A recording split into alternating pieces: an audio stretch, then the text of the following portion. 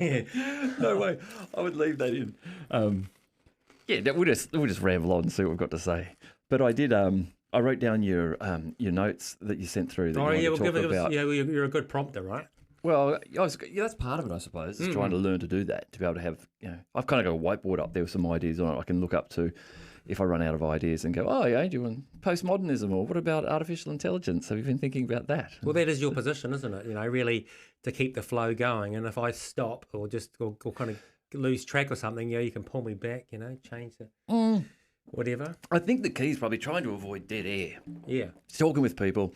Hopefully people are watching or they're driving their car to work, they're listening. How's the chips sounding? Something to go. Like? Well, the chips sound tasty. I think for the people who are just listening, they'll be like, geez, I want some chips now. Yeah. I see a little like, maybe we should sell some chips. Yeah. But this one here on the right is the one that I should be showing towards, is it? This one here, right? Yeah, that's the one looking at you. Okay. Yep, that's you.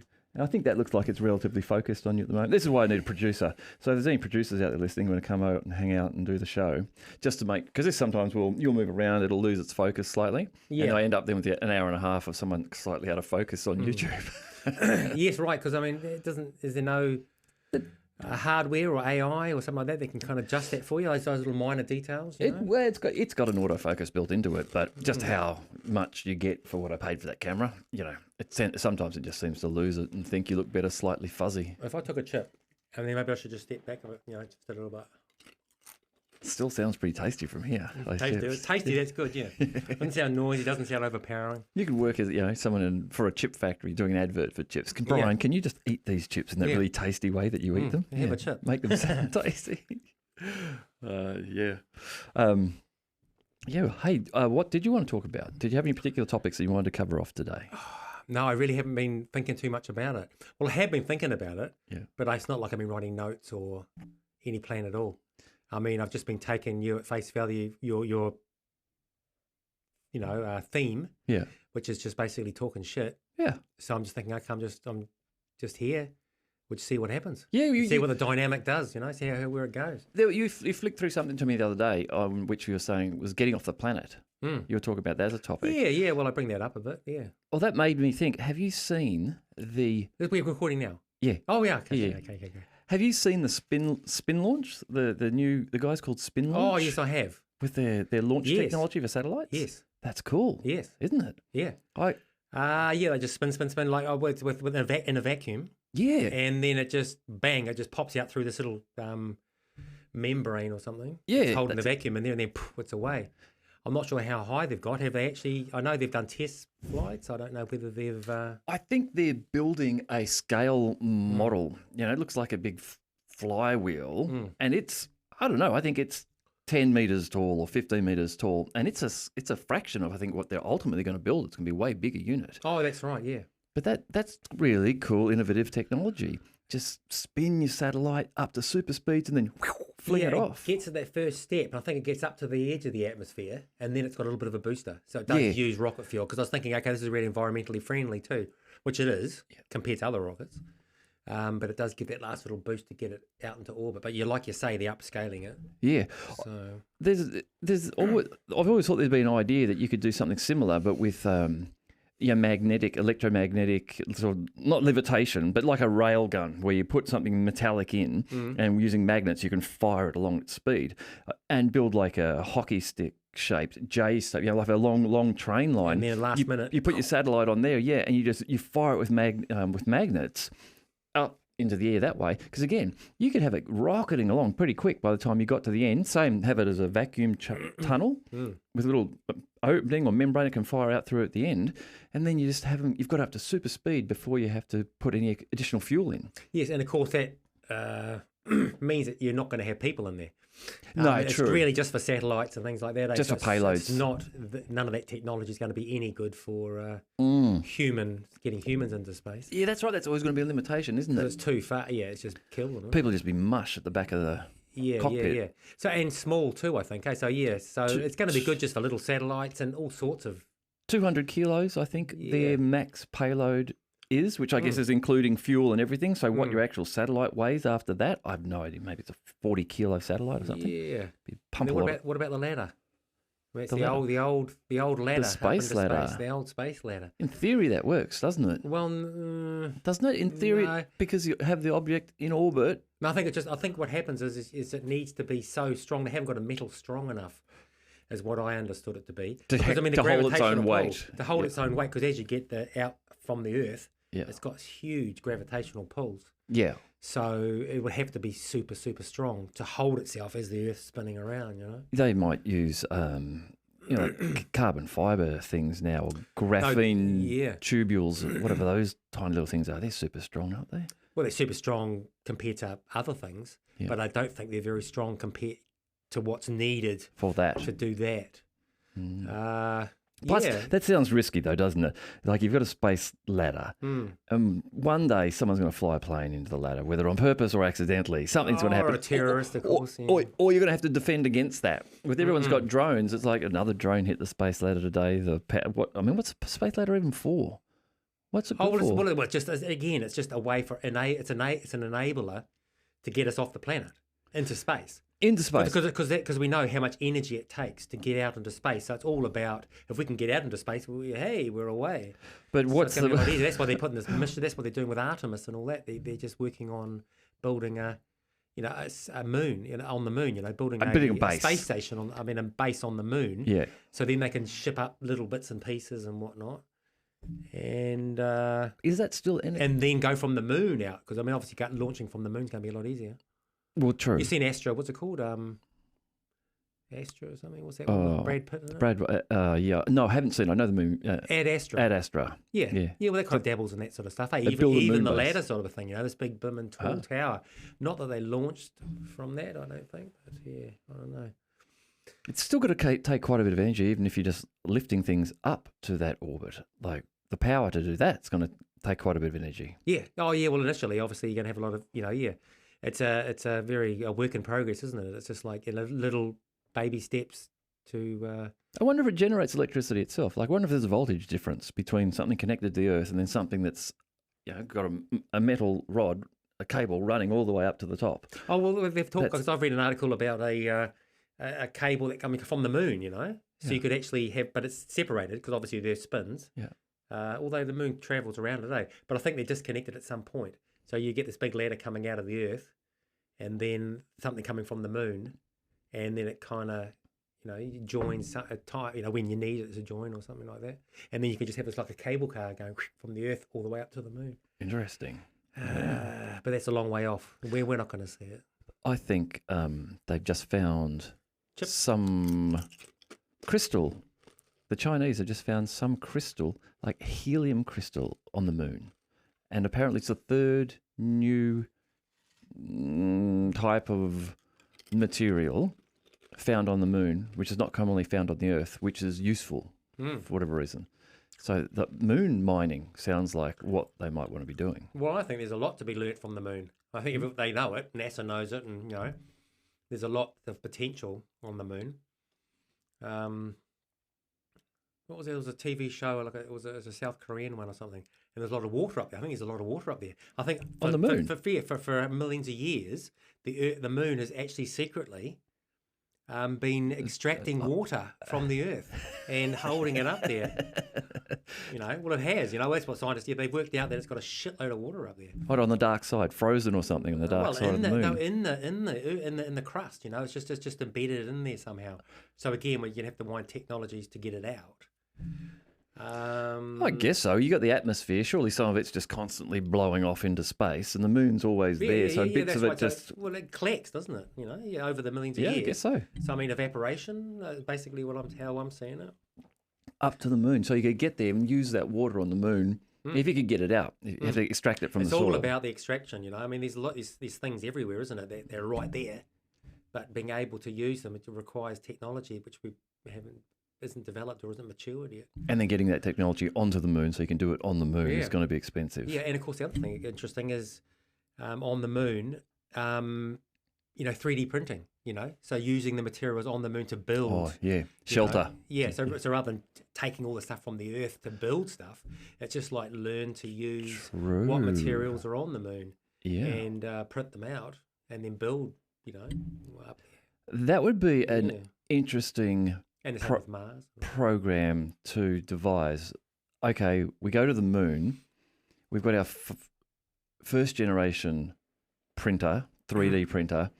With it, we can print these objects based upon what's on the moon and get ourselves to maybe a second level 3D printer, or get ourselves to some basic Lego blocks. But, it's just the 1 and 2 piece Lego blocks. But with those, we can then build something else to then construct the next more complicated piece of Lego block, which we'd use. Well, there's going to be like a little science labs and things like that, eh? I mean, there's going to be a lot of discoveries up there of techniques and things like that, If they can get a population up there, a scientific population established up there, I mean, then they can be doing their own thing, eh? But people down on Earth will be doing their thing. They'll be doing their own thing up there and sharing, hopefully. And who's it's run by, I don't know, I mean, everyone's talking the Russians, the Chinese, the Americans is all I know. They're all going to be trying to create their own little space. They'll all be trying to claim ownership of the moon. And then Mars as well, eh? I mean, Mars. So so here we are drifting into this, let's get off the planet sort of thing. I mean, I think there's the Earth is got a limited life. We could spend a lot of resources on preserving the environment that we've got currently on the Earth, which we need as humans. But the Earth's got a different plan. I mean, humans are just a side effect. Yeah, gotcha. We're a side effect of evolution. We're not like there's no guarantee that we're going to be here, and the Earth is going to look after us forever to be here. But I mean, I think there is that balance. I mean, I think we're working on that balance between keeping the environment we need in check, and looking beyond. Because we need to kind of split out. We've got all our eggs in one basket at the moment. Of course, we do. Well, and that's the idea of the comet impact. The risk there that you might be protecting the Earth, doing a great job of looking after the environment. Everything's rosy down here, and then you get slammed by a comet, and suddenly it's all over anyhow. Like, oh well. But that's right. If you got some people to Mars, you could perhaps continue there. Yeah. Well, that's another big challenge too, is reproduction. I mean, it's one thing getting humans to Mars. It's another thing reproducing. I mean, what's going to happen there? Somebody try to have a baby over there. I mean, how's that going to work? Well, I think a few generations down the track, people will they'll be evolving. They'll be becoming less human-like, less Earth-like. Less Earthling. Yeah, less Earthling-like. Yeah, they'll become Marslings. Yes, and I think that will require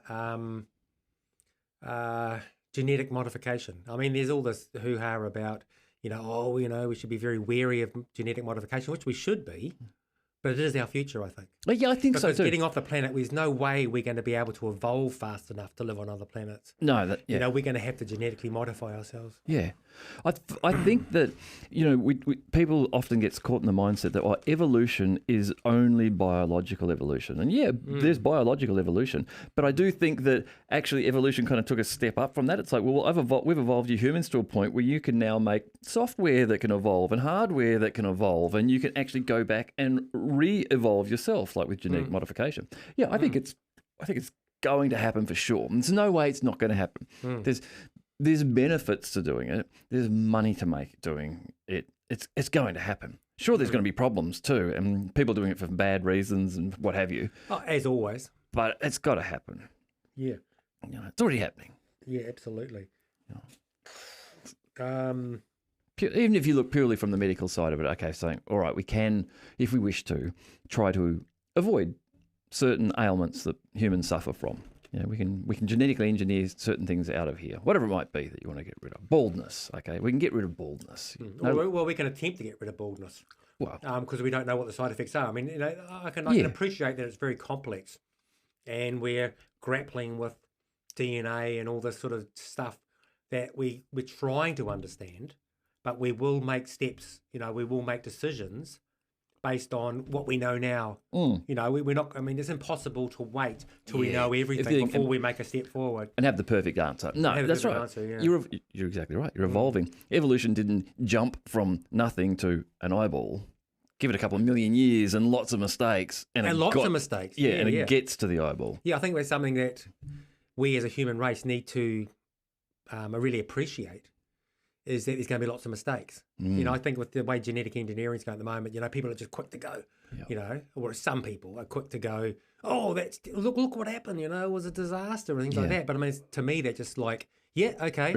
Try again. Try again. But other people are saying, okay, well, fuck, we won't go down that road. We'll ban it forever. We'll ban it forever. And I'm thinking, yeah. It's, again, I don't think you can. As much as you might say, look, we really shouldn't do it. It's like saying we really shouldn't have nuclear weapons. It's like, well, yeah, we know we shouldn't use them, but that's not going to stop people from producing them because there's value in having them. You know, there's geopolitical value in having nuclear weapons. If you're the country that's got them and there's another country that doesn't have them, well, you're probably in a position where you can do what you want to for your country. And most people like to be able to do what they want to do for themselves or their country. So has Putin just recently said, I'm going to be pushing the button or something? I didn't see him. I just heard secondhand. Same. I didn't hear what he said. I didn't see it translated, but I just saw the headlines that he mentioned that, you know, I've got nuclear weapons, which we know he's got nuclear weapons. I don't think he's going to use them in a hurry. Well, I mean, you'd have to be insane to use them because, I mean, basically you're not going to win. I mean, he's not going to. I don't think he's going to use them unless NATO starts pounding inside Russia. If they start shelling Moscow, then it might change the equation. He's like, well, this is not okay at all, so we'll stop you from doing that. But while it's in the Ukraine, while he's just getting a bit of a hiding in the Ukraine. Well, I think he's just going to call up 300,000 new conscripts or reservists who thought they were doing a 6 or 3 month tour. Now he said, oh, you know that clause 15 at the end there, it says, if needed, we can keep you for longer with no end date. We're going to activate that clause now. Are Russia officially at war? No, they're still not. They're still not, eh? No, it's still not. And they've got 144 million people in Russia. So if he really wants to fight it out for a while, that's 144 million. That's got to be 50 million men eligible age, maybe 30 million, I suppose. That's a lot of people you can throw into a war if you really got down to it. You know, Russia's always been doing that, haven't they? Yeah, it's always a lot of manpower. Throwing people at the war. Yeah, you know. Didn't they in World War One or World War Two? In one of the battles going through, there's World War One. They had two guys. They had more men than they had rifles. So they had two blokes. One would run with a rifle. Oh, yes. When he got shot, the other guy would pick up the rifle and keep running. I learned that by playing a game. Did you? It was a Risk. first-person shooter. Ah, really? Yeah, and that's how it started. Did it? I mean, I never got far with first-person shooters other than Wolfenstein, but the original one. Then there was a later one, but anyway.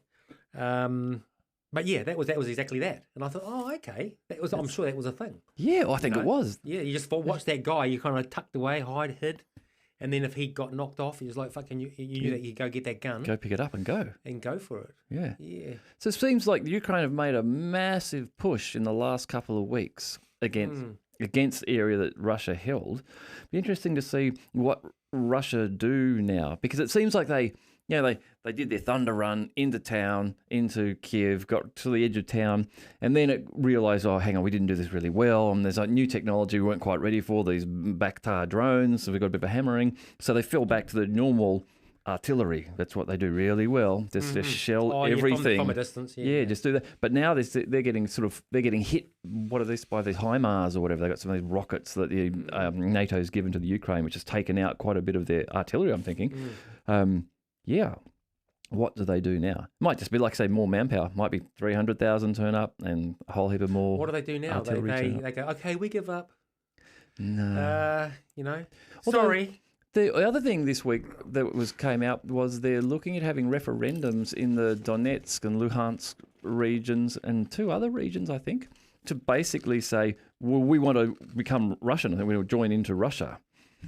So if that happens, then it's interesting because then I guess the Russian border's sort of moved across. Then they might say, well, now we're in war because this is actually Russian territory and you've got a lot of Ukrainian people in here fighting our Russians in our Russian land. So we are now at war. So why are they, skirting around we are at war? I mean, obviously it's a big thing, isn't it? When you officially say you're at war, it changes the whole dynamics, doesn't it? Well, I guess one thing might be if you say you're at war, you really want to win, don't you? You don't want to go to war and then lose a war. Like okay, I'm starting the war, and then have to give up and go, okay, I give up. Like, shit, that didn't look good. We should have just said we weren't at war because then we could get away with it if we had to give up. So maybe that's part of it. But I guess there's other things too in terms of policy within Russia and the ability to access people where if you actually say you're at war, you get kickback because mums start realising, oh my God, they can actually now go and conscript our sons if they're aged 16 to 60 or whatever it might be. And that might not be something you want to do unless you have to do. You should, just as a side note, can you do a poll on this video? And you see who likes the chip sound and who doesn't like the chip sound. They'll fuck, that chip sound's annoying. I think we can run one afterwards. Like when the video's up on YouTube, you can just create a separate little poll, which comes up in people's feed, but it's not a video, but it might be a little poll. You can certainly do it on Twitter. I've got a Twitter account. We can do it on Twitter and see if people like the chip sounds. Or we can run an AI little routine or something like that can actually just to make it disappear or something. The chip sound. The chip sound. We ask the AI if it likes the chip. It's a filter or something, isn't it? We can just ask the AI if it likes the chip sound. Yeah. What it's going to do if it doesn't. Because I've got a lot of chips to go here. Eh? Everyone can see the chips. Everyone can see the chips. There's a lot of chips here. I saw some AI art. Man, it's just doing my head in. I'm talking about it all the time. But some AI art that's coming out now. Again, it was on Twitter. I've seen something about it, yeah. So good. The couple of different software programs where you can give it a prompt and then it'll produce art for you based upon that prompt. And guys are saying stuff like, Verdun, 1916. Art like well, not abstract so much. Art like this one website that I saw the other day. I think there were 5 topics. I don't know. It was like one of them was an astronaut, and one of them was a horse, and one of them was man looking at a mountain. And let's just say the 3 of them, but there were actually 5. I can't think of the other 2. And so then the extra prompt was the different styles. So it's like impressionist, postmodernist, cubist. And so you'd get an astronaut and a horse and a man looking at a mountain in all of these styles. And you're like, well, that just looked, Salvador Dali. It looked like Salvador Dali had painted an astronaut and painted a horse. And then Monet. And it was exactly their style. And this is just generating it, just pumping them out when you give it the prompt based upon artwork that the AI has seen online. Well, that's just going to get better and better, isn't it? But that does really, it's a good example of how, what AI is capable of, isn't it? Yeah. Because you feed it enough information about existing material, and then it can just generate, what would seem like an original. So I want royalties for whoever builds this. How cool will it be when the website comes out or when Spotify says, oh, here's our new feature. Oh, what's your new feature, Spotify? Oh, just ask for a new album from any band you like. Like, can I have a new Pink Floyd album? And it just goes, and you get 12 songs, and they sound just like Pink Floyd. But it's not Pink Floyd. It's AI wrote it. Okay. Pixie, whatever you want. On Pixie, the music side of things. Yeah. That, to me, would be like, okay, that's not any good. I wouldn't want another version of Pink Floyd. But it might be really good. Yeah, like a band, the Beatles. You're not going to get any more albums out of the Beatles. But if you just wanted to say, well, I just want some new Beatles songs. And so I want some new Beatles songs, and I want it like from the before the Sgt. Pepper era or after the Sgt. Pepper era. It's just going to pump you out a new album, probably with album cover art, which looks really cool. Stick it in your favourites, and people you're playing it, they'll be going, is that a Beatles song? You're like, well, kind of, not really, but yeah, sort of. That's got to be happening now or just around the corner. Oh, absolutely, that would be happening.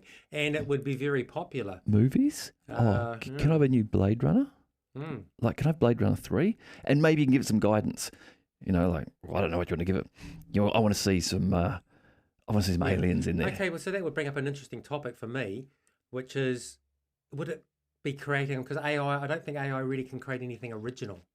It would create a version of that maybe you've not seen before, but original? I think you got to watch whatever your definition of original is. If I'm a person and I draw something, is that original? If I just draw something now, we're all influenced, aren't we? Yeah, we're all influenced. We're all influenced. Yeah. But I've drawn something. No, but I think it's coming from a human, though. Yeah, it's from a human. So human. So that makes a difference because AI is still a long way behind humans. Well, this is the thing. This is the guy came out from Google. We can smoke in mirrors and all that. I don't know. Look, I think it would be original. When you look at this stuff, it's original. When you look at it, you have never seen this painting before. It's not like but there's so many. But there's one shitload of elements in it that you can pick to the original. But that's the thing. The AI is capable of, by looking at artwork, somehow figuring out these are the elements that make this Monet look like a Monet, and this is what makes Dali look like a Dali. Now you ask me to paint a bowl of chips like Dali. it'll look like Dali painted it. You'll look at it and you will go, I can tell that that's a Dali painting, even though it's not. So, but that's an original painting done by AI, not by a person, but it's still original, I think. It's not like it's a copy. But I've got I mean, I've got albums. And just going back to music sort of things. I've got a whole lot of LPs, you know, what's it called, 33s or things like that. You know, I've got a pile of vinyl, beer crates full of them, and they're stuck in my shit, locked up basically. I haven't looked at them for years, and I don't really want to look at them. You know, I know they're actually probably worth quite a lot of money. I could sell them. You know, I've occasionally looked and I think, fuck, that album could sell for each. I've got heaps of Pink Floyd and all that sort of stuff, but I have no desire to listen to any more Pink Floyd. That was then. Yeah. You know, I want to listen to something new now. So if somebody came out new and just, this is a new Pink Floyd, or this is a new artist, or this is a new artwork, or anything like that, that wouldn't excite me at all. Well, I know that it would excite a lot of people. I would say there's the opportunity that it would excite you. Like, I think it might surprise you is what it could do. If it gets to the level where you can say, okay, I want some new Pink Floyd. I want it to sound a little bit modern. And the AI is able to go, okay, so what I'll do is I'll just drop in a slightly more modern beat or a little modern processing on the sound. And so you're like, you know what, damn it, that's Pink Floyd, but it's more modern and I like it. Remember we went into, for my birthday, we went into town? Yeah. You know? Yeah. And we saw, and then on the way back or something, I think you put your playlist on and there was a Pink Floyd song on there. Probably. And you and Ed were like, oh, wow, Pink Floyd, great. And I was just cringing. I was just like, yeah, Pink Floyd, I'm over Pink Floyd, you know. I loved Pink Floyd when they were around, but Pink Floyd are dead to me now. Well, like everything is in the past. They never call. It's just like, you know, but that's not the majority. I'm way out on my own here because most people go, oh, I just love to reinvent or but personally, that's not really my thing. Yeah. I'd rather listen to something new and innovative and doesn't sound like, if it can sound less like anything else from the past. You could probably do that too. You could say, I want something that sounds nothing like Pink Floyd. And there's a probably good chance the AI will go, okay. And it won't remind you of Pink Floyd, whatever it gives you. Yeah. Yeah. You know, that's why I think AI has that potential to do that. And I will be fooled. By it. Well, not fooled, but you know, taken by it, you know. But dude, I saw a picture the other day of I think it was Obama and one of his security guards standing on a set of scales in a hallway of a big parliamentary building, a big old grand building. But there's the old school scales, like you stand on it and see how much you weigh. So this dude's standing on it, Obama's behind him, but Obama's got his foot on the back of the scales. So the guy's kind of got this look on his face. He's like, I don't weigh that much. You know, it's clearly a picture of a joke happening between Obama and this guy. Yeah. So they showed this picture to this AI, and they asked it about the picture. They're like, where is this? And it's like, maybe it's in a school or a hall or a library. And you're like, yep, pretty good guess. I would have said something like that. And it's like, what's that guy standing on? And it's like, oh, I don't know. What is that? And they said, it's a set of scales. And it went, you're right, it is a set of scales. What do you think's happening in the photograph? I think the guy behind him is playing a trick on that guy. And why do you think he's playing a trick on him? Well, they're all smiling and looking at him like the trick's going on. And you're like, this is insightful. Like, that's what I, as a human, saw. You could tell the reason this photo was taken because it was funny. Obama was playing a trick on this guy. And this AI looked at it. The AI wasn't going, there's a man, there's a wall. And it was a complex photo. There was like big mirrors and all these sort of things and people standing around. But here it had interpreted the intent of what was going on and why the photo was taken. Okay, this has prompted me to think of Blade Runner, because they had like a system, It was almost like, this is like, you know, you got an interview. And they were interviewing you, they did a set of tests or something like that to work out whether you were AI or not, or whether you were human. Yeah, that's right. Yeah, and it was quite, you know, detailed. I don't know what the details were. He says, what's a tortoise? Do you know a turtle? Yeah. Okay. You know, so you could, you know, the AI could trick you a lot. But there was just some things, you know, over a pit, you know. Well, I think that was a facet of the film. Concept. That was a concept in the film, but I don't know that AI would be that easy to be tricked now. What's it called, the Turing test or something? Oh, the Turing test. Yeah, that's what they do to try to determine if AI can fool you into thinking it's a person. Yeah. And the other movie too, where they went into a mountain or something. Like that. That guy had that lab. It was a secret lab or something. You know the one. Dr. Evil. No. No, there was just the one guy, and he like won a competition, and he just went to this. Oh, Do Ex Machina. Ex Machina. Yeah, something. Yeah. Yeah, that was cool. Yeah, that was good. Yeah. But this is the reason. Yeah. I don't think it'll be that easy to fool soon because what the AI has to draw upon. Let's say you're a 30-year-old person, 30-year-old woman. If you were talking to a 30-year-old woman, you'd be like, okay, you're a 30-year-old woman. And she's had 30 years of life experience to draw upon. If you've got a piece of AI which can draw upon everything that is online, from every 30-year-old woman that has ever put anything online, plus everyone else of every other age and sex and whatever, you're going to be pretty tough to fool because you're going to start to get quite insightful. And I think this guy, who I think is a Google employee who was working in the AI area, he came out a couple of months ago and said, this software is becoming sentient. Like I talk to this software all the time and I ask it things. Isn't it? Yeah, I ask it things and I try and get it to trick me and I try to get it to lie. And he said it just acts like a sentient being. So, okay, so from your viewpoint then, from what I am understanding, it's going to be a bit, well, not scary is the right word, but interesting.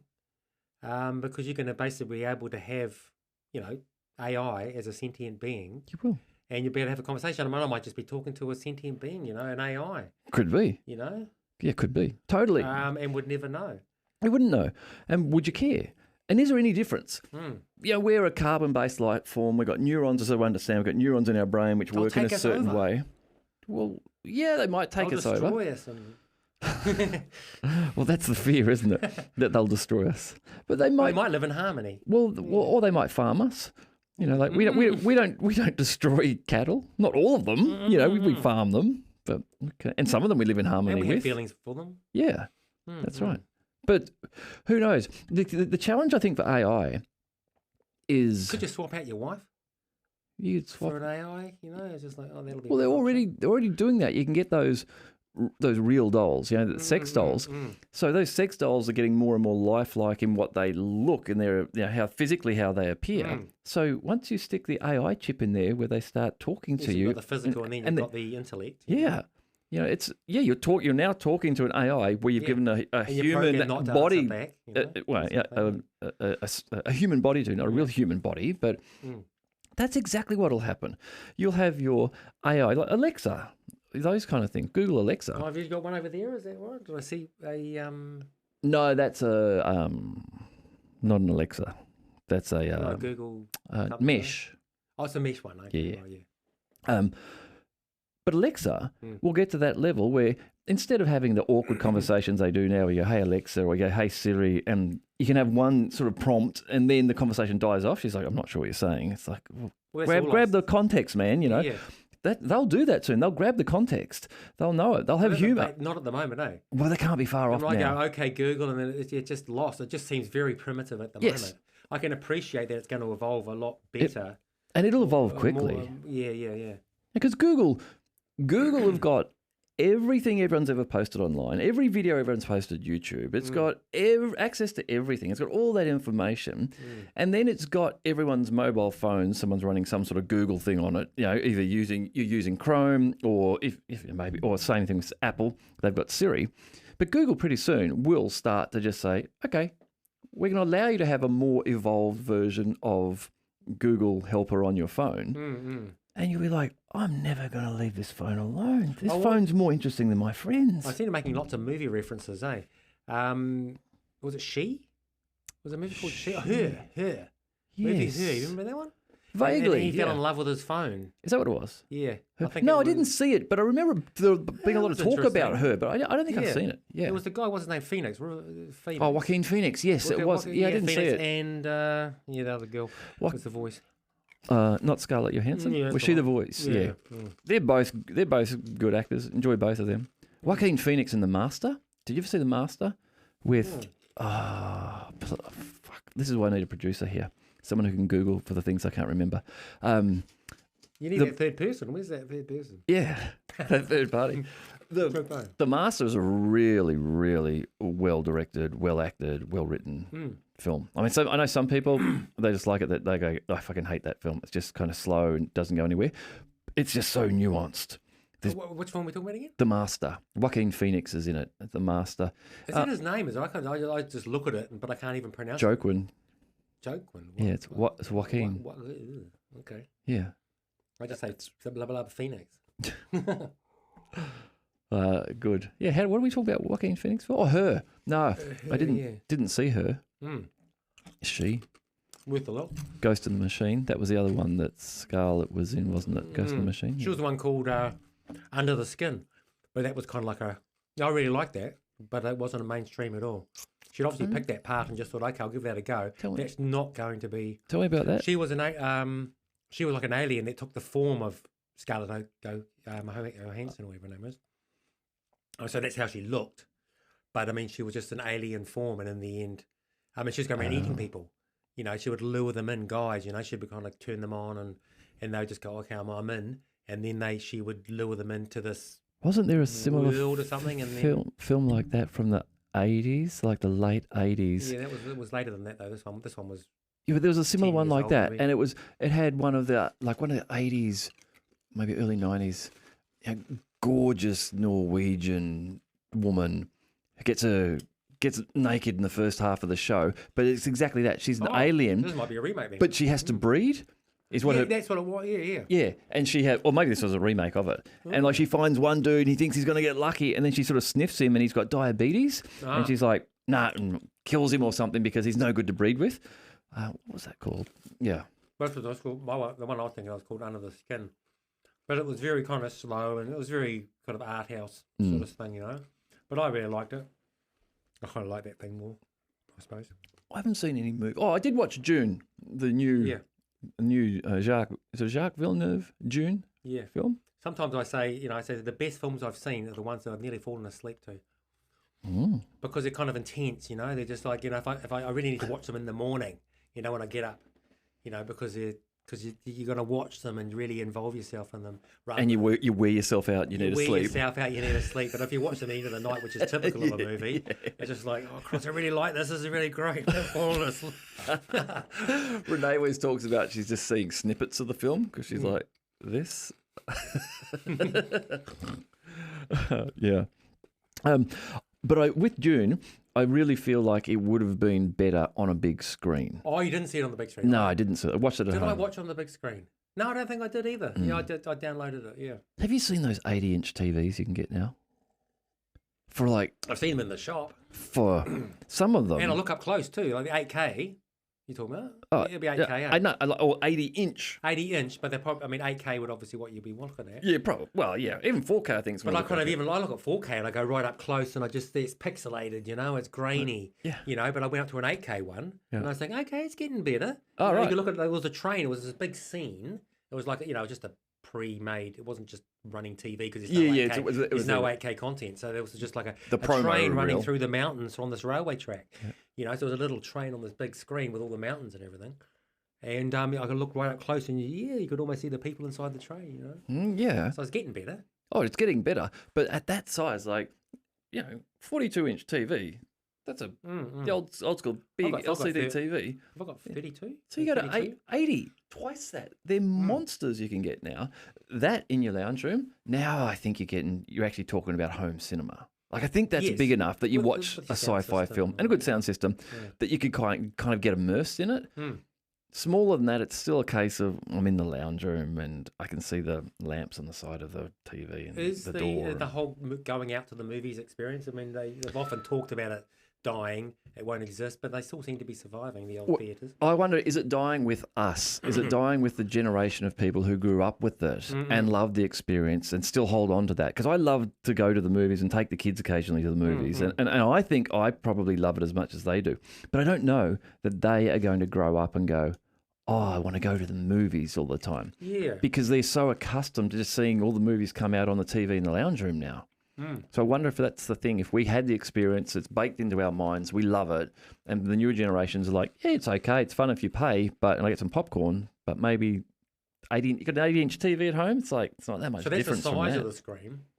I mean, so is there any technological advances that you can get at the cinema that you can't get at home? Sound's pretty good at the cinema. The sound should be pretty good. Yeah, and there's a 3D thing, like on the IMAX things like that. I saw a 3D one, it was years ago though, and I thought, okay, that's quite good. Is it but Jaws? 3D's always been a little bit.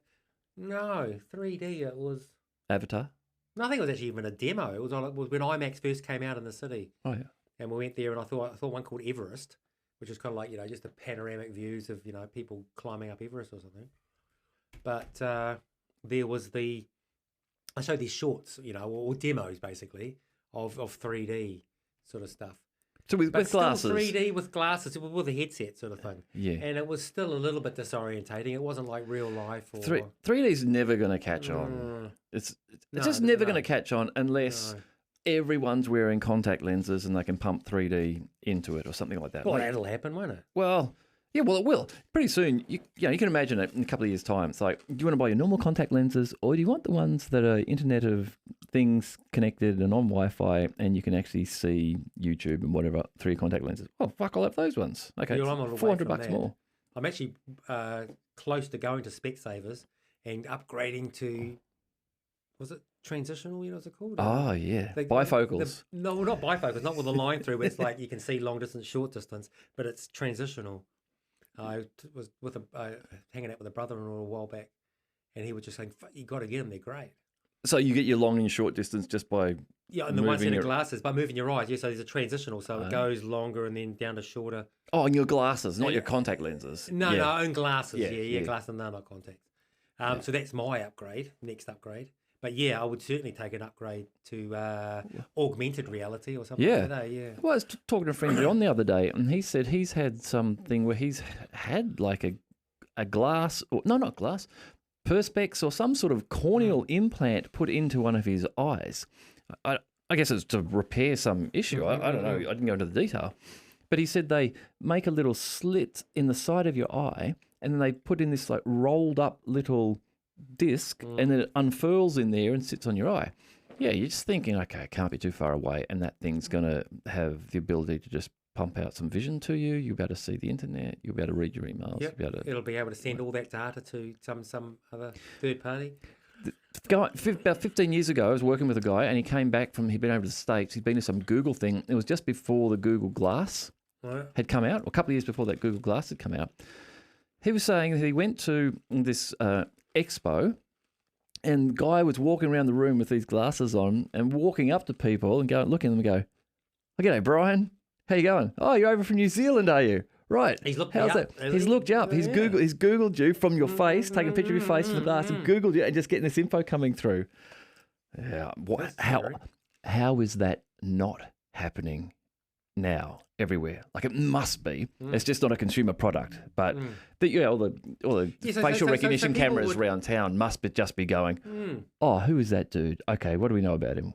So those people, I mean, I think there's a lot of, in the transition towards that, they'll be catching a lot of people out in terms of like, oh no, that's a privacy violation. No, I don't want, like people, taking a photo. I haven't had it personally, but I've read stories. You take a photo or something, and then there might be somebody in there who'll go, "Hang on a minute." In the background. In the background. No, I don't want to be in that shot. Thank you very much. Yeah. You don't have the right to show me in that photo. I don't know where that's going to go. Well, that's when it comes down to. So, I mean, how are we going to deal with that? I don't. I don't have any issues. It's like, yeah, I'll take my pants off if you like. I don't care. Look, I don't know. I think that just falls under the public spaces thing, doesn't it? The assumption that even if you're in a public space, you're going to be seen publicly, so someone might take a picture of you. You mightn't really like it, but you've sort of... But do you have any rights? You don't have any rights. Yeah. Well, I guess it's not that maybe you should have rights, but I think we sort of assume that if you're out and if you're out having dinner or you're out at a club or out at a bar and someone takes a picture of their friends and you're in the background, I wouldn't normally think, hey, someone just took a picture. I need to go and find out who that is and say, you can't use that picture. Or if you do, I want some royalties for it. It's sort of like you're in a public place. It's just accepted. So that's right, eh? So if you're in a public place, it's like you kind of not void those rights, but what do they call it? Yeah, you give them up to someone. You give them up. Yeah. Then there's culturally... Don't go to a public space if you don't want to be photographed. Well, yeah, but it's a cultural change because remember when cameras came out, I don't know when it was, 200 years ago, there were certain people, certain cultures where they felt that their soul was being taken if a picture was taken of them, and they wouldn't allow it. they just wouldn't. The people wanted to take pictures of them because there was this new tribe of people they'd found somewhere, and they're like, no, we don't like people capturing representations of us. It's actually capturing our soul. So culturally, we've sort of just said we accept it. I think. Yeah, well, that's right. Because I mean, as a society, we are evolving all the time, even if we don't even realise it. Yeah. And as these new technologies become, there'd be this sort of knee-jerk reaction. It's like, oh no, I don't know about that, and then you kind of just relax to it, And it's like, okay, yeah, that's all right. Yeah, it's all just like a little bit scary, but that's the fear thing, isn't it? It's like if you don't understand it, you're scared of it. Were our parents like this when video recorders came out? Were they a little bit scared about video recorders? Yeah, I'd say. Shit, we're about to watch movies at home. I'm not sure about that. I wonder if that'll be any good for the kids. They probably were. There probably were articles that came out in the 80s. They're like, video recorders at home and children watching movies at home is bad for their health. Probably is. They watch too many movies. But yeah, I don't know whether anything's bad for your health. It's just, it just means your life gets shortened. Yes, that's interesting. It's an interesting concept. It's like, is there anything bad for your health, or does it just shorten your life? Yeah. And then that's just it. You just your life's shortened, and then you're off and replaced by something by the next generation. Well, that's right. You could say, hey, you're someone, you became famous, you made lots of money, then you spent lots of money on hookers and blow, and you died really young. Was that bad for your health? Well, maybe the guy really loved his life. He was like, that was an awesome life. I burnt out fast, but it was all good. That's right. I would actually vote for that. We'll say yes to that. Yeah. It's just like better to have a good life, a short, good life, than a long, Oh, no, be careful about that. Don't do that. And getting old and feeble and frightened and worn out and having to deal with that, which is what actually most of us secretly strive for. We're all like, we want to just live until we're 150. I secretly strive for I want to get my brain reinserted into a young body. Yeah. Well, again, that can't be too far away. Yeah, I mean, I would like to live. I mean, absolutely, I would like to live much longer. But I don't think it's going to be in this current body. I'd be more than happy to just jump ship, Well, and know that my body's just going to die, and again. AI, because they could take a download of my brain, so it's not actually pulling my brain out and putting it into another body. I think there might just be some stem cell technology there that you can use, where you would take your brain out. You go and you give blood. They'd clone your body. So you'd give some blood from that, they'd take some cells, they'd grow a new body, so the body would be yours. It'd be a grown, cloned body of yours. So you wouldn't have the issues of your brain rejecting the body, because it'd be the same blood type, all down the 7 levels of blood types and all that. It would just be you. It would grow a brain inside of it, but you'd use some drugs or something so the brain was dumb and didn't actually form properly or whatever. And then you'd just grow it rapidly. So, in maybe a year's time, you'd go in and a year later, you'd get your new body, because it actually took a year to grow your body to the size of an adult male using drugs and hormones and what have you. But then so it'd be a year in reality. Yeah. But then, of course, you could just be in a sleep state. So, to ourselves, to whoever was getting it done, it'd be like the next minute. No, you just stay next minute, you'd be there. You just stay as you are now. You just go in, like you go in and say, okay, I want to do this. You go and pay your $40,000 with the doctor. He'd take your blood, come back in a year's time, Brian, we'll do the operation. And then they'd lock the top of your head off, cut your brain out, put it into the new body, use stem cells to join the spinal column back together. And then you got your brain in a new body. What I think then they would do is go, okay, now we want to inject some stem cells into your brain to fix your brain and repair your brain and get it working faster. Well, what's wrong with my brain? Well, you got a 50-year-old brain. Surely, surely the 25-year-old brain is a better functioning brain, or maybe probably the sweet spots around the old plastic thing. Around 30 years old. It's fully developed the brain, but it hasn't been worn out or damaged too much. So maybe you look at doing that kind of thing. Yeah, but you wouldn't want to interfere with the wisdom, though, would you? No, I think you just want to try to work on the ability to process. You might be able to target strengthening of memories, like rapid growth. So here's an interesting thing. My nan, she was 102. I've got a beer over there. Can I? You go get it. I'll keep talking. Okay. She was 102 when she passed away. And she could remember things from her childhood, from like 90 years ago, that sort of thing. clear as bell, because her brain had grown those memories strong. There were thick, strong connections in her brain that had been there since she was 10 years old. She remembered them every year since. They just grown thicker and stronger. And so as her brain had begun to atrophy with age, those connections were still strong enough that the memories could just be pulled out. But then we would talk to her, we'd come and see her, and she'd ask us and say, oh, how are you guys going? How are the kids? And we'd say, great. And then 5 minutes later, she'd ask us again, now, how are you guys going? And how are the kids? Oh, yeah, get rid of that, eh? Yeah, Yeah, those sort of things. Get rid of that. But that's because you're just not forming those short-term memories. So that's where you could use some method or technique or stem cell technology on your brain so that you're able to produce those really quickly. So when you read an article in the paper, you see the details, you recall the details because your brain went, oh, we'll form that. Then, Jesus, you're going to live forever. Well, why wouldn't you live forever? Well, unless you get hit by a truck, But then maybe people go, okay, I'm going to get the new body, I'm going to get the brain upgrade, and then I'm putting my body into a Zorb, and I'm never leaving that ball because now I'm really paranoid that I've attained immortality in some sense, so I better not get hit by a truck. So I'm never leaving the house. I'm going to live in a plastic ball. I have all my food irradiated before I eat it so I don't catch a virus. Isn't that what's going to start to happen? People will be like, shit, I'm almost immortal, but how do I avoid getting hit by a truck? Don't go on the road. Don't go outside. So what? Hang on. So could you be hit by a truck and then recover from that? Well, it depends. Brain damage would be the killer there, wouldn't it? If your brain was mushed, it's like, yeah. No. But could you have a backup? I don't think you'd have a backup. It's not really you then, is it? If you got another brain then... No, but let's go, because I mentioned it just earlier, that's like that downloading the brain thing, having a digital version of your brain. That's like that Sam Newman? Not Sam Newman. That movie on the moon, where he's on the moon. Oh, that was good. I like that. It was called Moon, wasn't it? Was it Moon? And he gets shot by himself or whatever at the end. And he's like, it was just another one of him. What was his name? Sam someone. Yeah, Sam's. Oh, fuck it. Where's that producer? Someone needs to come and produce this show. Google this shit for us. Yeah.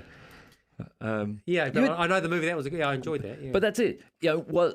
Really, I think if you've got a replica, if you said, oh, you take a copy of my brain and put it over there, that's not you. That's another thing. That's someone else. So if you're then going to say, oh, this brain's turned to mush, I'm going to take that one. Oh, but as a backup option, though, if your brain turned to mush, I mean, for me personally, that would give me some sort of peace of mind. But it's not you. It's like... But isn't... Well, no, but a digital, total, like a copy of my brain. Yeah, but even if you took a carbon copy of you... And then put it back into even... So 2 minutes later, it would be different because... Your brain will be outside experiencing new things, growing new stuff, learning new memories. You'd be backing up all the time. You'd be backing up every day. So it'd only be a day old. Well, I don't know that it'd be that easy to back up a brain because remember the brain's not just a digital copy. It's a physical structure. It's the actual physical mechanical connection of those neurons and the chemicals in there that gives you that brain. So it's a case of, well, we need to 3D print that brain. I guess if you could 3D print a brain every day, that would be your backup. Is this an argument against your earlier conversation about AI? You're saying, AI, hang on a minute, AI is just getting right there, It's just like they're going to be able to do everything that a human brain can do. But now you're telling me, no, human brain's actually quite distinctly different from a digital brain. No, I'm saying you're right, exactly. Okay, a digital brain and organic brain, different things, but your brain and your backup brain are different things, is what I'm saying. Yeah. I'm not saying that the digital brain is less worthy because it's a digital one. It's different to an organic brain. But would that be yours and your backup are different? But that would be. But would that be an acceptable alternative if your brain turned to mush in a truck accident? Sort of thing. It's like okay. What if you did this then? Immortality. What if you did this then? What if you downloaded your brain to a digital brain, and then when your brain was turned to mush by the truck, we rebuilt your new brain based on that digital copy. So then there isn't a second organic brain living there. There's a digital brain, and you've done a swap. You've gone organic brain to digital brain as a backup. Yeah. Original brain turns to mush. Rebuild it with the digital one. Oh, is it still you? It's tricky. I think we should. To me personally, it's like I don't even care if it's me. It's not me, but it's close enough. In terms to carry on my immortality. But for who? But is it? It's not really. Like, everyone would go... Well, better than nothing, isn't it? It's everyone better would than turning to mush and then like, that's the end. It's like nothing. Well, is it? Isn't it? I don't know. I mean, yes, it would be, but would it be you? Like, say it was you and you got turned to mush. I saw you get smashed by the truck, and then I knew, oh, you're going to be back in a week time with your backup brain. I'd be like, that's not Brian, though. Oh, you'd be looking for it. Eh? It's a different one. one. You'd begin with that like Turing test or something. You'd be like, that's not Yeah. Brian. He would know that. He would fucking know that. The original Brian. Or you'd be like some Stephen King character where you'd start doing this weird shit. I'd be like, Brian, you okay? Yeah, I'm okay. I'm okay. People start going missing around the suburbs. So winding it back, we don't want to have the truck accident. No, you wouldn't. This is what I'm saying. So you don't want the truck accident. Even if you get to that level of technology, I think people are still going to be like, you know what, I don't want to get the replacement brain because it just doesn't feel right. I don't want to get locked up, though. I don't want to be stuck in a room or something, being fearful of it. Well, that's what's happening with society, isn't it? Got to wear your bike helmet everywhere and wash your hands, things like that. You know, my grandparents used to tell me stories about, we walked for 15 miles when we were kids to go and get the food from the house and bring it back. We didn't have a fridge and the food would get a bit rotten, and when the maggots got in it, we'd scrape them off and then we'd cook it and it was fine. Whereas now people would be like, cook the maggots. They just cook the maggots. I bet protein. Exactly. They should have not wasted the maggots. No. They wouldn't have been so hungry had they eaten the maggots. But, you know, there's that approach towards safety because we're approaching immortality. We are, I think, in many ways. People are living longer. Well, there's your baseline. The general world population age is increasing. People are living longer, which means if that's an average, then sure, there's people living shorter. But there's got to be some people living way longer too, like really living a long time. You think in the next few years, should we be working towards not striving for immortality? You know, we should really condition ourselves to go, hey, look, we need to just move on. We just need to die and let the next generation go, you know. Don't have ambitions about trying to... Well, that goes back to your idea before of having that great life and burnout, but just make it all quality. It was all quality. It only went for 68 years and not 86 years, but and there is no years. Afterlife. Well, that's the thing, isn't it? And this is the real question. Well, no, sorry, this is a real question. So you've got your digital brain there. You know, you've got your AI brain, and it's sentient, and it's asking you things. Does it have a soul? Because we can't define what the soul is. We have this consciousness. Well, it's another movie I'd seen too. They actually dabbled in that age. So they did paintings at school and things like that to work out whether they had a soul or not. Who did? Paintings. These schools. Kids. They had these kids at school. It was actually I think most kids had a soul. It was organ swapping. It was about organ swapping. They had these versions of themselves, and in school. But this wasn't a documentary. This wasn't a documentary. This was like a movie. What was it called? It was actually really good.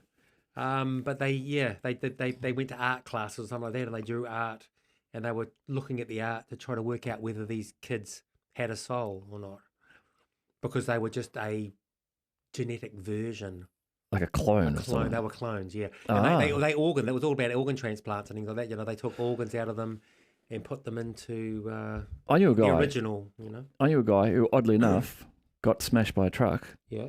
And they harvested his organs, and for 10 years after he died, I would randomly have dreams, and he would appear in the dreams. He was a friend of mine from school, and when he was about 17, he got killed. I'd have dreams. He'd just turn up, and we'd be like talking. I'd be like, "Fuck, Erky, what are you doing here?" You know, it's like really weird. Like I knew he was dead, but he was there, and we were talking. And I used to always wonder, had I maybe that day walked past someone who had one of his organs? Like, did I walk past the girl who got his corneas, and did I walk past the guy who got his liver, or whatever it was? I just used to wonder, like, what triggered this friend who I haven't seen for years to appear in my dream? It wasn't like I had, sort of other friends who would randomly appear in dreams that often. Yeah. Well, I think it's just your own personal experience. It's probably is he still alive in some sense? Because there's 7 people out there with parts of him. Oh, right. So you're saying is there part of his? Is there what do they call it? Neural. Is there neural networks in all our organs? that represent ourselves. Oh, well, another good question. Like, how much of your body do you need to be considered you? Like if you shave just off the tip of skin off the end of your finger, is that little bit of skin, you? Well, can't they just take a cell from us and create an entire version of ourselves? I think a cell, a clone. Is that how cloning works? I think we don't have to take a bit of everything. We just take one cell that has that's a DNA. That DNA that has the blueprint of our entire body, isn't it? That itself is amazing. The DNA. Have you seen any of those videos of their 3D representations, but showing accurate representations of the structures of some of the things, the machinery inside your cells? And it's amazing to look at it. There are these things which are like a ball with 2 legs and 2 feet, and these legs walk along strands with inside your cells, carrying junk and detritus that your cell doesn't want, and they walk it up to the outside and they hand it over. There are machines in there. Like there's what's it, the ribosome? You always see that. Yes, in lots of docos. Yeah, the thing where the RNA comes in and this little machine just goes click, click, click, click, click, click, grabs bits and pieces out of the cell and forms another one, and it's doing it at 10,000 RPM. But it's an actual molecular machine. It's got a structure, a mechanical, that's got shape, and this part clicks into that part. It is mind-blowing what is inside your cells, every one of your cells. It's not just a bag of water. It's like, no way, man, there is the most minute machinery you can imagine in there. If you haven't seen this, you've got to check this out, because it is a mind blower to go. Yeah, that's in click on the link below. Yeah. We think of it at this level, like, we're a person, and then you break it down to like, well, actually a whole bunch of cells, and then inside those cells, it becomes this machinery, which is just tangible. It's like these things are like a drill. Some of the things are like a drill. Okay. What is the tail of the spermatozoa? That's an amazing piece of machinery. So it's got a tail, the flagellum. It's got a tail, and this thing is actually it's built so that it's inside a little cylinder, and it can spin. Is this even smaller than like nanotechnology? Well, no. Well, this the inside the cells. It is nanotechnology. It's molecular level technology. But it's all clicking. It's like click, click, click. It's all interlocked and what sort of carry on. Yeah, and it's generated from the I DNA. haven't seen anything like that. Oh, we got to check something out afterwards when we finish up here. I'll find some. You've got to see it, and it's legit. It's what inside your cells. It's bonkers, man. It's just bonkers. Things like all these, they build structures across your cells to do certain things. Like when it might even when chromosomes join or something, they form these strands, and these little units just roll up, and they're constructing a bridge across your cell, just at this microscopic level. Get to this side, all right, there's these little cables that are there for strengthening it. Like the mechanical things we see in structures around us, like bridges and that. These things get built in your cell because they mechanically have to support some weight and some stresses. So subconsciously we know we kind of are aware that exists inside ourselves, and then we kind of can generate externally, similar sorts of things, machines, mechanical things. I don't know that it's because we subconsciously are aware of it in ourselves. I think it's just because it holds. It just holds. Within our universe. It just makes sense. Yeah, things have weight, so you need to support them in a certain way, and the same thing applies when they get bigger. Yeah. I found a cool app. I was playing it on the plane. You've got to build bridges.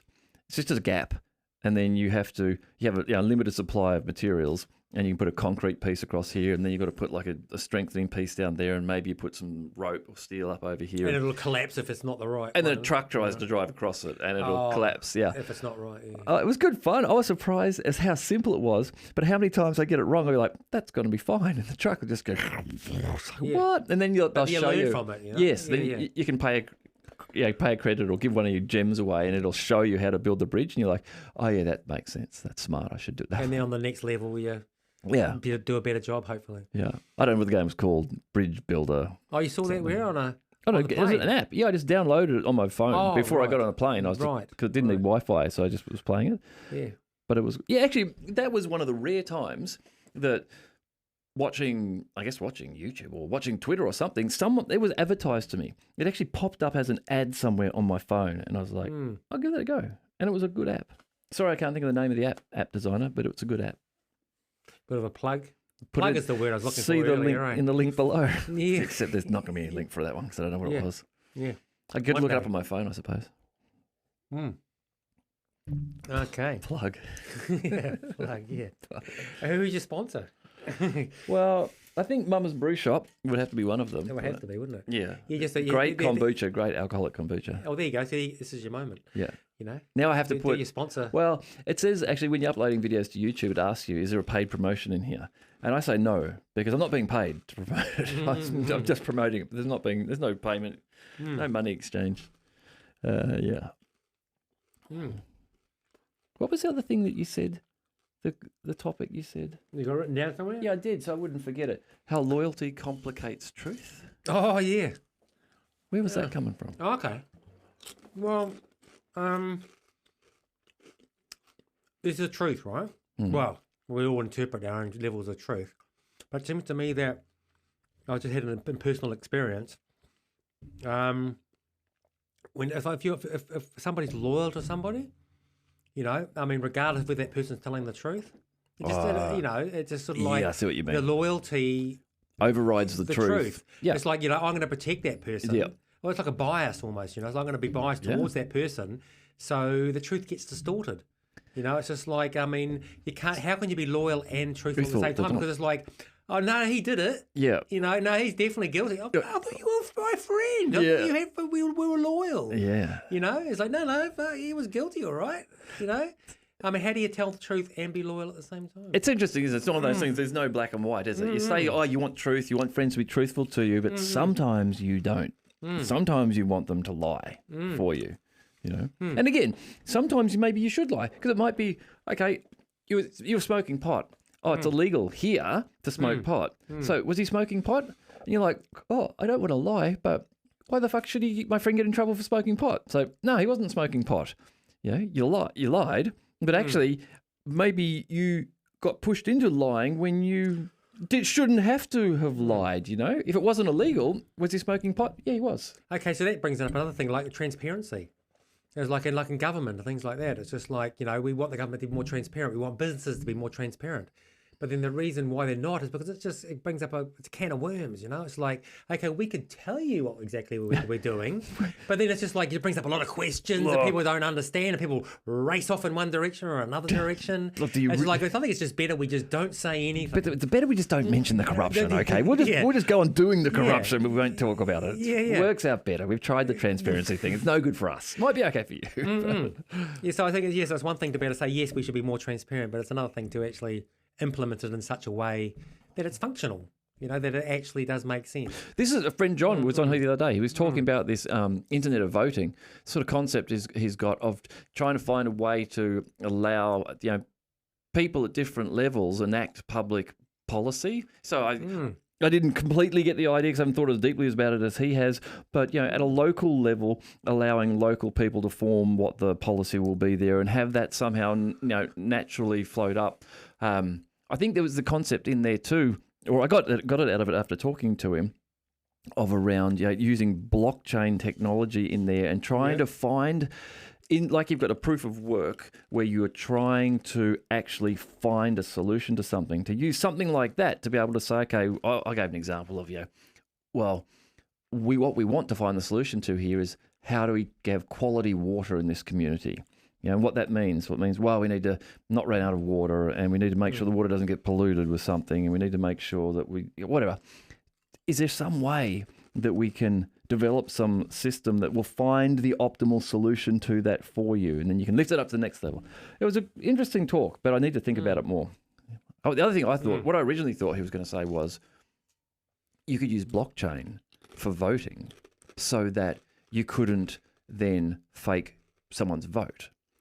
You know, because everyone votes. I vote for this guy, you vote for that guy. Okay, it gets baked into the blockchain so everyone can look back and actually count the votes. How would we go about, like I've often thought about, maybe we should have like an internet vote, you know, about things, not to somebody to be elected in, but something like a criminal law.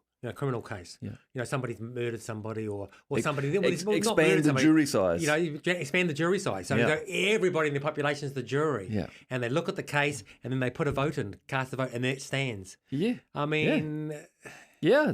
Look, the kids were asking me the other day, they're like, Dad, what does guilty mean? And I sort of thought about it. I was like, well, it's when you're charged with having done something and then a bunch of people say that you did it. And it got me thinking about it. And I was like, well, just because that jury said you did it doesn't necessarily mean you did it. But Or that they don't means understand the reasons why you did it. Yeah, but that makes you guilty. You then become guilty of that. And the same thing, I'm thinking, well, what would have happened if you'd had 14 people on the jury? What if you had 400 people on the jury?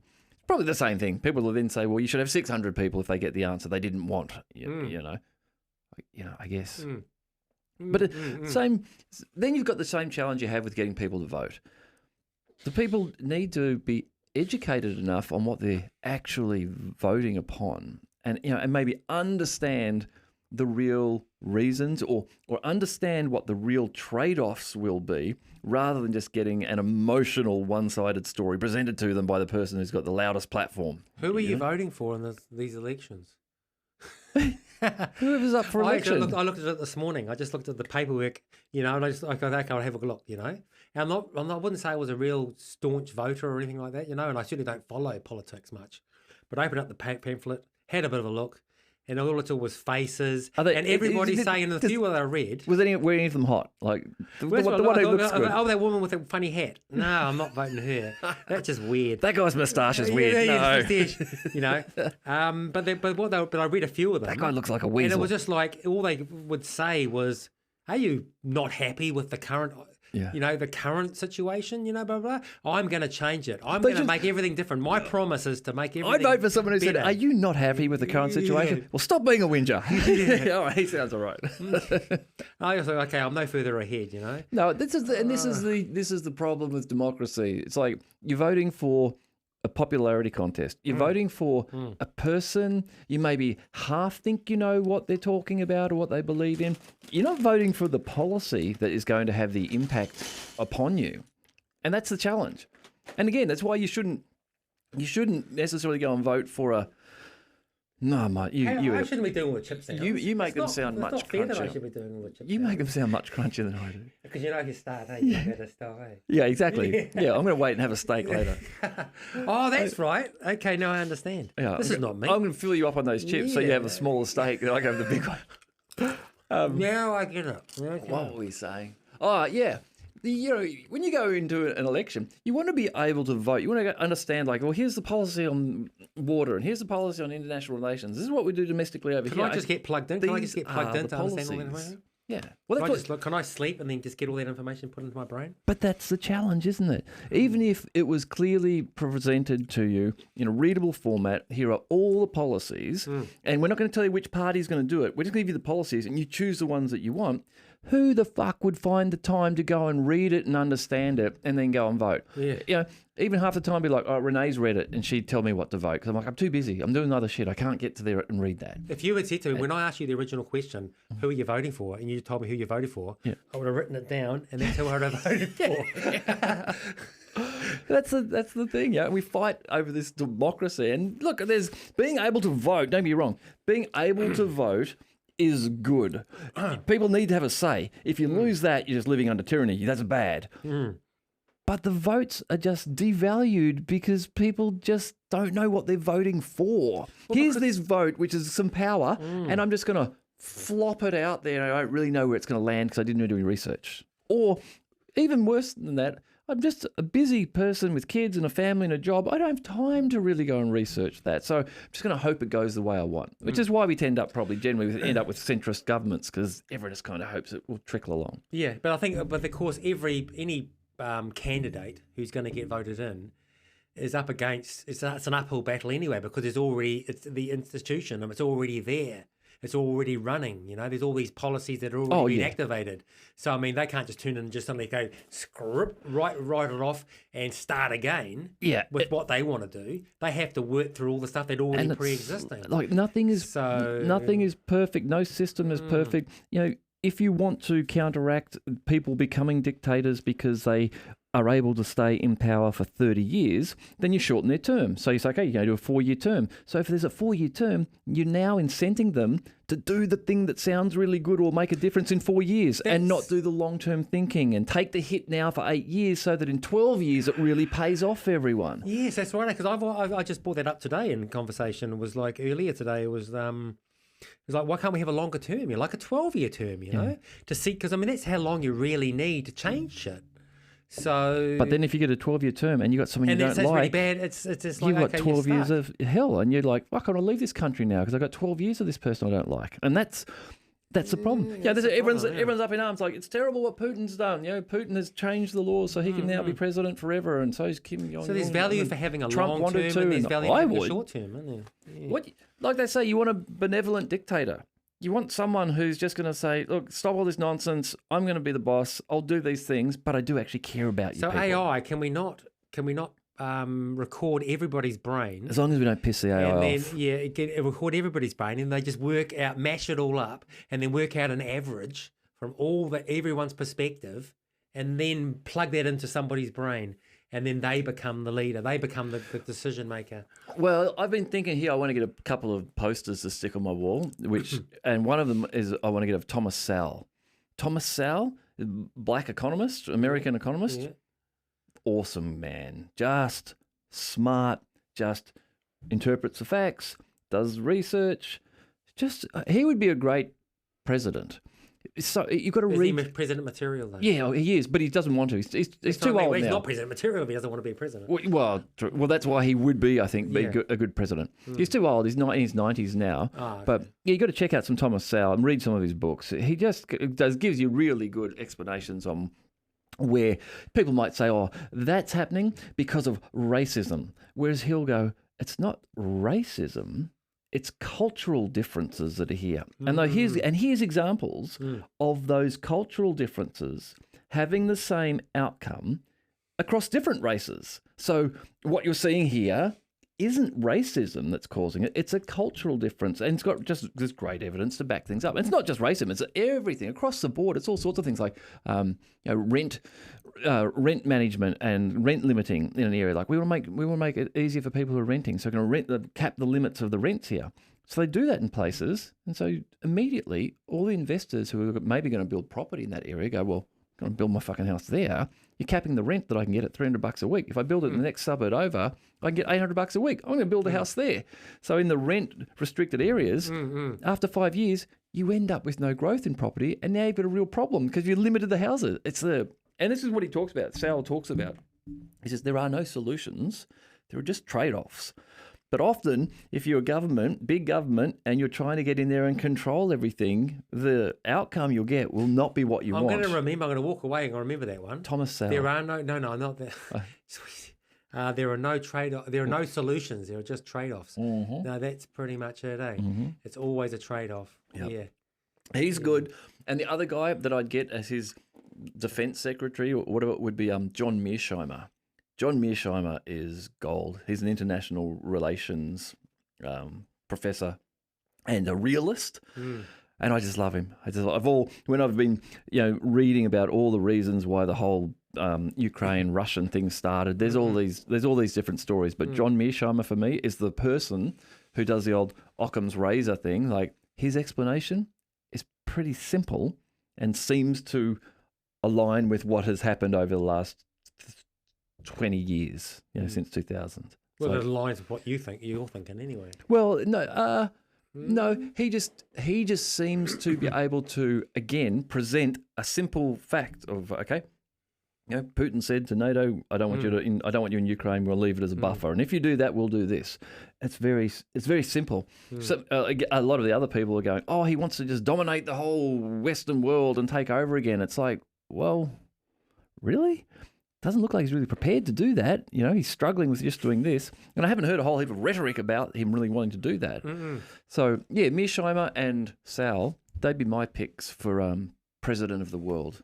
But neither one of them wants to be president. No. And there is no president of the world anyway. No, there could be. Are we globalization? I mean, we're slowly heading towards it because we're becoming, I think, to me, globalization / Earthling. you know? Earthling. I mean, we know we're all on this planet. You know, globalization just seems like a natural fit. Globalization. You know, we're all humans. You know, I mean, so we should be united. We should be working. We should have one government. Yeah, you've just got to be. I think you know, we've just got to be one careful on the term globalization because it's got a connotation. If you say globalization now, it's that tyrannical globalization. But if you were to have globalization where you had, we'll have one world president, but we have very small government. We're very hands off. Basically, you know, they're like the old libertarian approach. You know, you are free. You're an individual. You're free to do what you want. We'll keep our hands out of it as much as we can. Then you'd be like, hey, the world president's a pretty cool guy. Thomas Sowell's a good guy. Yeah. Yeah, no, I agree. Yeah, absolutely. Whereas you go the other way, like, world global, it's one government and we're all going to be the same and we're going to tell you how to, and you start to move into that sort of communist model where we'll dictate everything. It's like, if we disagree, what happens? You go to the gulag. What do you think happens? Yeah. Not good. Yeah. Sorry, communists. Not good. People are going to hate me now. But some people. Yeah, communists will. Yeah. But it's not real communism. That's what they'll say. I don't understand it. No, me neither. Are you sure you don't want a chip? No, I'm going to save them up. Even though, listen to that. You just listen. No. Yeah, they sound so tasty. They sound so good. They are really good, eh? Yeah. Kettle chips. What a great invention. How do we? How did we live before these things were made? You know, without kettle chips. We didn't even realise the subpar chips. Did they make them in the kettle? Did they really make them in the kettle? Well, these only came out like in the 2000s, didn't they? I never had these growing up as a kid. We had rippled chips. You know, just normal rippled chips. Yeah, I don't like rippled chips. And then you got those hard rippled ones, like the real corrugated but thicker ones. Oh, the thick cut. Yeah, the thick cut. Oh, actually, they're quite nice. Yes. I do understand that these ones are quite high in fat and all that sort of stuff, you know, so it's like, you know, they're not good for me. Well, fat depends on what fat it is, I suppose. If it's yeah, but I don't have them too often. If it's animal fat, it's probably okay, but I doubt they dip them in animal fat. It'll be some sort of I don't plant think they do fat. that much these days, eh? No. Oh, that's what I read about. I mean, fat, you know, just like your fat. I mean, they've genetically modified oil to be a lot more healthy. I don't know how readily available it is now, but I mean, technologically, scientifically, they've got oil that is very, very healthy. Oh, maybe they have. I understand. But then it sounds like it's a tautology because it sounds like because they're fiddling around with the oil to make it better. I wonder what they're doing to the oil. Why not just have animal fat? Just go and eat your lamb with your fat on it. Eat your steak with the fat on it. Boring. It's the best tasting food you can have. A steak. No, that's boring to. I mean, let's not look. You know, technologically, let's work towards an animal fat that tastes like animal fat, but actually is good for you. Animal fat is good for you. That's what I'm saying. Oh, well, you are, aren't you? Yeah. Right on that. I'm saying, it's like here's where we want to be. We want to have really good tasting animal fat. We're going to go out here and build it out of plant fat, do all this processing, and come back to here and just go. Well, why did we just have the animal fat that we've got? Yeah. Also, what I read that just lightly that from beans and all that sort of stuff from vegetable-based products, you can get more iron, more protein than you can get from meat. You probably can, but you've got to process it to get there. Yeah. But I mean, whereas you can just get the meat and eat it and be really healthy. Yeah. Like, so I did 15 months. Look at you. I did the picture 15 months of the carnivore diet. Nothing but meat. Oh, so what eggs, meat. I had no fruit, no vegetables, no bread, no carbs, nothing for 15 months. How long ago was that? That was like 2018 to 2019 through there. Okay, and so what are you doing now then? So you're mixing it up a bit. Now I'm eating just generally. I'm eating eggs. Well, yeah, I was always eating eggs. Eggs I was including in that. I was eating eggs. Because that's sort of meat, isn't it? It's the beginnings of meat, isn't it? Well, I mean, because I was eating, eggs, fish. Cheese? No, eggs, fish, meat, all sorts of meat. Fish is meat. Oh, yeah, fish, and all sorts of meat. Like I was going down to the local, I was getting home kill, and I was going down to a local little butcher who gets home kill. Slugs? I would eat crickets and bugs. I've eaten them before. Oh. I didn't during this period of time. But I was getting offal, I was getting hearts and liver, lamb's fry, man, liver and bacon. When was the last time you had something green? Oh, now, like Oh, so this you will week. actually. So you have a, Now, you have a big steak and you have a bit of salad on the side. Once the lockdowns happened, I stopped it because it wasn't so easy. Because the local little butcher closed down, Yes. it wasn't so easy to just go out to someone and say, "Oh, you got a half a beast, we can go slaughter and go catch up." And it was like you're locked down for fuck's sake. So I couldn't get it, and so then I moved back into just eating normal food. I still don't eat a whole lot of plant material. Certainly don't eat much. I eat a lot of meat, but I enjoyed eating nothing but meat, and it was healthy. And for 15 months I did it. So I didn't get scurvy. I didn't get any problems. I just got... Oh, so what is it with just got scurvy good. then? So what was the story with scurvy? The problem with scurvy is if you are not eating, if you're not taking in vitamin C, and when you're just eating meat, you only take in very small amounts of vitamin C. Problem is, if you're taking in sugar as well, the sugar competes in the body with the vitamin C to do the job of vitamin C, So on the ships, and can't do the job. Yeah, so on the ships, the guys are eating Drinking carbohydrates, carbohydrates, biscuits, biscuits. Okay. carbohydrate biscuits.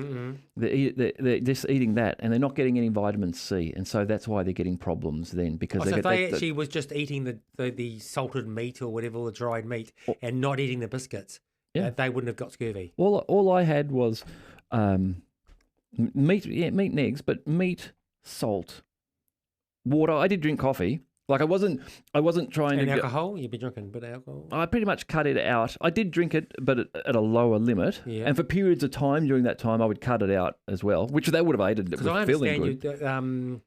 Mama's Brew Shop don't do a non-alcoholic kombucha at all now. At the moment, we're not, and that's purely been a challenge with the lockdown, where we moved our focus. With the lockdowns, we lost all of the access to all the cafes and bars and restaurants. You know, Renee's business with all the cafes, bars and restaurants that she managed to obtain, her and Liv had got, they all shut down. And so we made the decision, well, they made the decision then to move to supermarkets because supermarkets are more reliable. If there's a lockdown, the supermarkets stay open and you can sell alcohol in the supermarkets. Because I remember you started out with, doing vodka or gin or something. There was a cocktail. To it? Yeah, there was a cocktail, but now it's like naturally. You can't sell them in supermarkets. Is it naturally brewed kombucha, like Yeah, alcohol-wise? Yes, yeah. That was your little baby, wasn't it? There's a naturally brewed one. The cocktail that they made, you can't sell those cocktails in supermarkets because they're like a pre-mixed drink. That one had. That one had. It was RTT. Yeah, it had gin. It had Thompson's gin put into it. It's an RTD, so you can't sell them in bottle shops, yes, but not supermarkets. At the supermarkets, though, we can sell a fermented product. So you can sell the fermented, which is what you're doing now. Kombucha. Yeah, that's what these are. Yeah, and what percentage? These guys here, wherever they are, doesn't blow my focus. Mama's Brew Shop.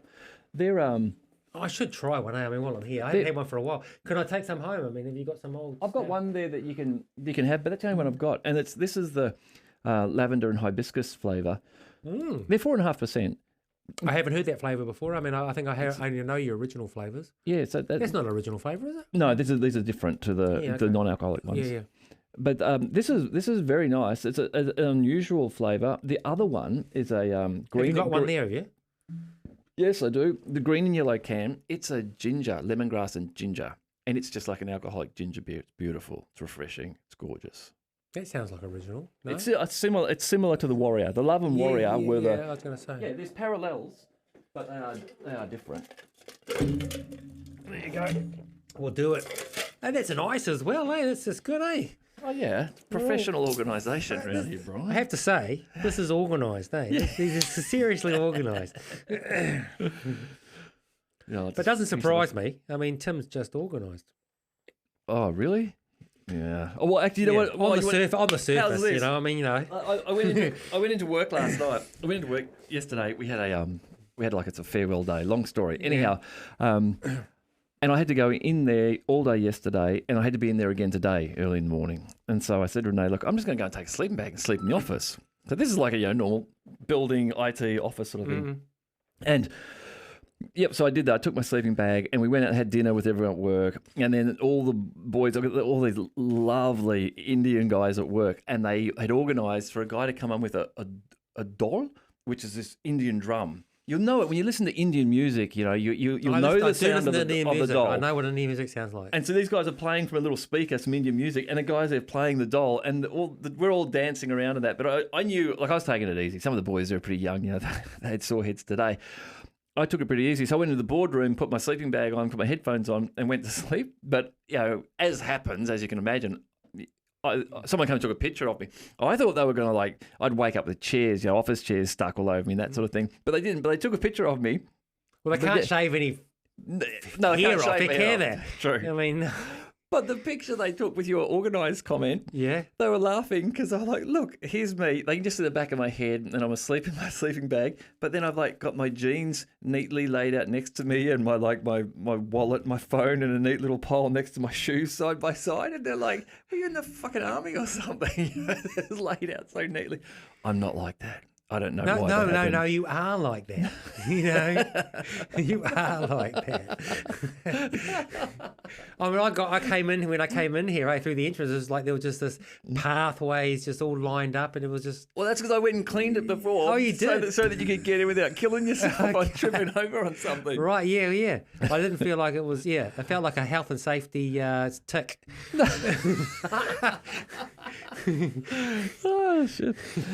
Yeah, so is that your drink in there? It's got a lovely colour. Yeah, this is it. Yeah, it's got a lovely pink colour. That one. Oh, it is. Here we go. The pink colour. It's cheers, everyone. Yeah. What else have we got on our list to talk about? Oh, Taupo. So is there? What's happening down there? Taupo. I mean, like Taupo. Taupo. We're not talking about Ruapehu. No, Taupo. We're talking about Taupo. Taupo has had, in the last 18,000 years, 2 of the Earth's biggest eruptions. It's a super volcano, isn't it? Yeah, it's a super mega maxi volcano. Oh, right. It's big. That's exciting, eh? In New Zealand. Yeah, homegrown. Yeah, homegrown, yeah. So it's had 700 little quakes over the last few months. I've done a lot of fishing in Taupo. Have you? Yeah. Oh. With my dad. Yeah. Yeah. He was a keen fisherman. We had a caravan right on the lake, right at the beginning of whatever that. It's not even a caravan. It used to be a caravan park, right at the entrance of, where Waikato starts out. The river. The river. Where the it Waikato exits. River. Yeah, before it gets to the Hooker Falls. Oh, but yeah. right there, yeah, basically where yeah. the Taupo is, and it goes into the Waikato, the beginning of the Waikato. There was a reserve right there. Oh yeah. And it was a camping ground, and he had a caravan there for years, and we had the boat parked up just right there, right at the entrance. Good fishing, trout. Good fishing, yeah. Trout fish. Yeah, but not fly fishing. No. We were just trawling. Oh yes. So we trawled for fish. Yeah. I did some diving there as well, like scuba diving. Because that was it's clear, scary. isn't Scary it? diving. That was scary. Diving is scary. It is scary, but it's scary particularly there because everything kind of like feels, compared to the sea, it's quite dead. And dark. And dark and deep, It's just like you just go to a shelf and it just goes down. It's like, oh, I'm not going down there. Did you see that octopus documentary a couple of years ago? My Teacher, the Octopus? This South African dude who would go diving. Oh, I seen it on Netflix or Yeah, something. yeah. I seen it advertised. I haven't seen it. No. Oh, man, like Is it quite good? where he gets down to this octopus's garden, he's just diving down through this, 10-meter high kelp things. I'm like, my skin was just crawling watching it, just thinking there's no way I'd be diving through that grass just waiting for a shark to come and go. I wouldn't have a problem with that, if there was something going on.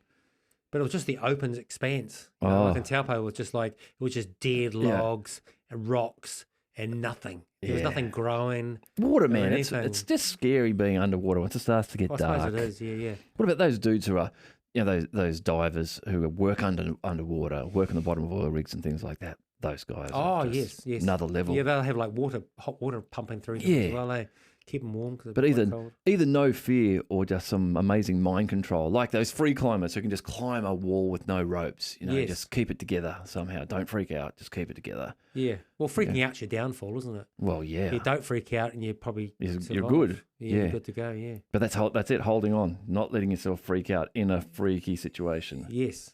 Yes. No, I don't think I would make it in the SBS, the special boat service. The SAS, the ground-borne one, you imagine you could do it. A lot of hard work. So what did they? Okay, I remember that. So what is your weakness? Is it? Well, I think most people don't want to be held underwater. Yeah. You know, unless Have you ever dreamed or have you fantasized about being able to breathe underwater? You know, I've done that. I dream about that a lot. I have dreamed in the past about that a lot. Like all of a sudden, I can just got to go holding on to my breath, holding on to my breath, and then it's like I go, and then I breathe a mouthful of water. But it's there. It's here. It's like, I can do that. I have that with my dreams are flying. They're not underwater. They're flying. I do flying as well. Yeah, I do flying as well. Yeah. Like, so you'll flap your wings. Yeah, you'll flap your wings and fly. Flap your hands and it's like, hey, I'm getting out there. Yeah. Awesome feeling though. Yeah. You know, it's like, what's that? Is that something to do with, there's a dream state, you know, there's a conscious state you can get into where you can actually, you know, the lucid dreaming, yeah. So you're not actually, like my dreams basically, you know, I don't feel like I'm in control. No. It just feels like I'm just running it. But I would really like to be able to learn how to lucid dream. I think it's something meditation. I've had it once. I remember years ago, this was a long time ago, I did it once, and in the dream, I was at a friend's carport, like at their house, just in their carport area, and I recognised I was dreaming, and so I jumped and did a backflip. Like I said, I'm dreaming. I'm gonna do a backflip. Like I can't just jump and do a backflip. And in the dream I could. Like I had control of the dream for that second or couple of seconds, and I jumped and did a backflip. And that's the only time I can ever recall having that lucid dreaming and being able to sort of stay in the dream but control the dream. Yeah, and I think that's probably just a taste of the potential that your brain has, eh? Well, yeah, but it would of your consciousness. You know, it's just like you could just do that. But what would you get up to if you were just like? I don't know. I mean, it'd be mind-boggling. Well, would it? Well, maybe it would be. If you could say, "Okay, I'm going to fly," make yourself fly. That I guess that would be fun. But then, would the dream lose the magic because you would now be controlling it? Would it lose the surprise? In a dream, it's like that weird shit happened and that happened and that happened. I didn't feel like I knew what was coming. Whereas if you're controlling it and you know what, like I knew I was going to do a backflip. Well, I think maybe in the early stages, it would be like a new relationship, you know, just be like exciting, new, and you know, and you're doing it. But then as you got used to it, I suppose you would fall back into that. Oh well, you just go to sleep. There's no spontaneity. You just go to sleep in your sleep. You'd be like, I'm bored with dreaming of some sleep. Yeah. So it's always the horizon, isn't it? It's like you always have to go to the next level, the next level, the next level. So you're always looking out. The grass is green on the other side. It's like, you know, you're looking out.